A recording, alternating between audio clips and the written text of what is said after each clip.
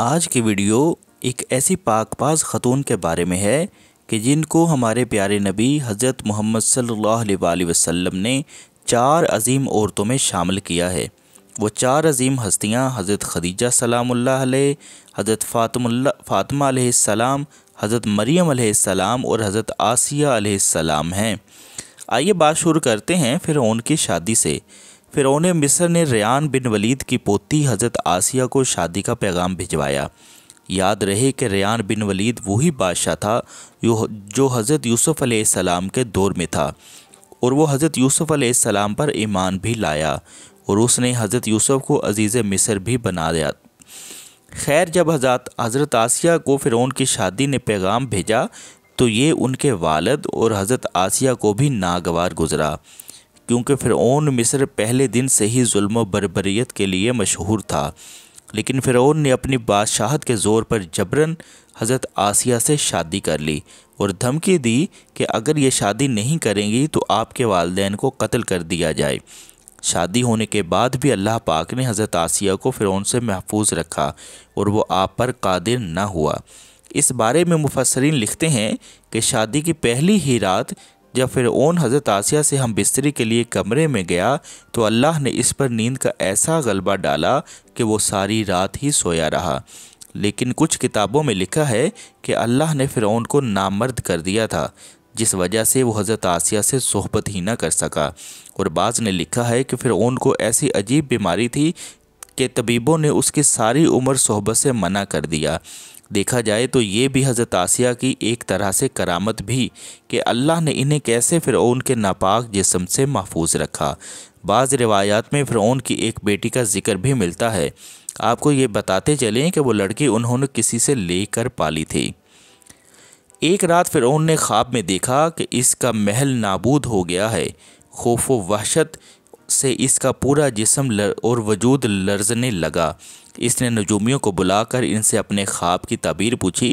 انہوں نے کہا، عنقریب بنی اسرائیل کا ایک بچہ تمہارے محل کو نابود کر دے گا۔ اس لیے فرعون نے حکم دیا کہ بنی اسرائیل میں جس کے ہاں بھی لڑکا پیدا ہو اسے فوراً قتل کر دو، لیکن اگر لڑکی پیدا ہو تو اسے قتل نہ کرنا تاکہ ان کی نسل باقی رہے۔ جب حضرت موسیٰ علیہ السلام پیدا ہوئے تو ان کی والدہ نے فرعون کے سپاہیوں کے ڈر سے حضرت موسیٰ علیہ السلام کو ایک صندوق میں رکھ کر دریا میں ڈال دیا۔ دریا سے ایک نہر فرعون کے محل کے پاس سے بہتی تھی۔ یہ صندوق بہتا ہوا اس نہر میں چلا گیا۔ فرعون نے حکم دیا کہ اسے محل میں لا کر کھولا جائے۔ جب صندوق کھولا گیا تو اس سے ایک خوبصورت بچہ نکلا۔ قبطی زبان میں پانی کو مو اور درخت کو سا کہتے ہیں۔ یہ صندوق پانی اور درختوں کے درمیان پایا گیا تھا۔ اس وجہ سے حضرت بی بی آسیہ رحمۃ اللہ تعالی علیہ نے آپ کا نام موسیٰ رکھا۔ حضرت آسیہ نے جب حضرت موسیٰ کے چہرے پر نور دیکھا تو انہوں نے حضرت موسیٰ کو اپنا بیٹا بنا لیا اور فرعون سے کہنے لگیں، یہ بچہ میری اور تیری آنکھوں کی ٹھنڈک ہے، اسے قتل نہ کرو۔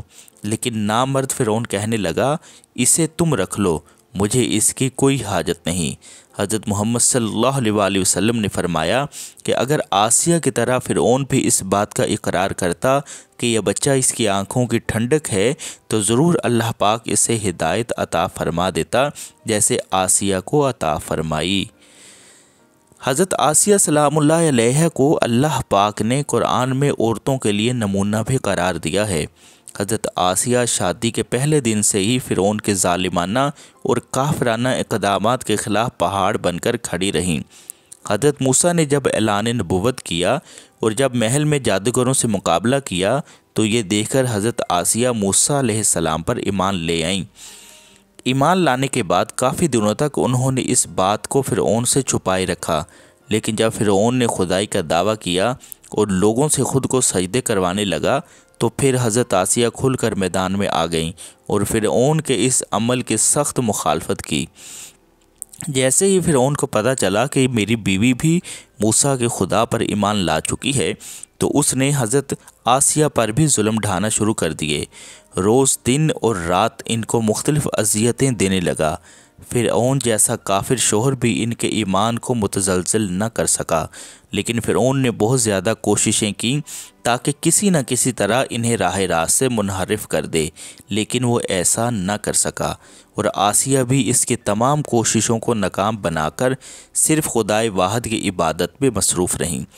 حضرت موسیٰ علیہ السلام کے چاہنے والے فرعون کے سپاہیوں کے ہاتھوں ظلم و ستم کی بھیڑ چڑھ رہے تھے اور انہیں بے دردی کے ساتھ قتل کیا جا رہا تھا، یہاں تک کہ فرعون نے حضرت موسیٰ علیہ السلام پر ایمان لانے والے ایک شخص کو، جسے قرآن کریم نے مومن آل فرعون کے نام سے یاد کیا ہے، بڑی ہی بے دردی سے قتل کر دیا، جس کے بعد آسیہ کے صبر کا پیمانہ چھلک اٹھا اور کھلم کھلا فرعون کی مخالفت کرنے لگیں۔